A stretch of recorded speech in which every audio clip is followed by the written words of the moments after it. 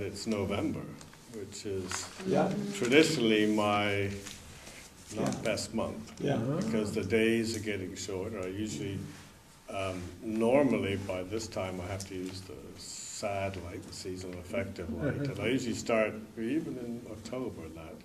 And I haven't been using it, which is interesting. So, Oh, okay. yeah, so that's why I can honestly say that it's due to this course. So I came into this with a pretty open mind. I didn't really know what to expect. And I have to say that the first real thing that happened to me was after the first week, I'd been wearing ear protection, earplugs at work, or listening to earbuds, or I had to have them in for noise really bothered me, whether it was from working, traffic noise, just general outside noise, and I would wear these things 90% of the time. Even vacuuming at home, I couldn't do it without having earbuds in to cut the sound. And after the first week, I found that one day at work I didn't have them in, and I went to get them, and I didn't need them, and at the end of the day I realized, wow, I hadn't worn them. That was probably the first time in 10 years. Normally I would have even gone to the store and bought another pair if I didn't have them with me. And since then, now I have to make myself put them in if I'm using a loud tool or something, because saws and things like that don't bother me. The traffic doesn't bother me. I can even vacuum now without having to have ear protection, which is a major step. So that would be the first major thing that I noticed. Over the next 3 weeks, I definitely felt calmer. I was more organized at work. I realized pretty early I was of the blue variety, and probably a little more guarded, and yeah, I did feel more comfortable as I went along, and more open with people, easier to share. So yeah, I guess that's, it was an opening. It was, from being more relaxed.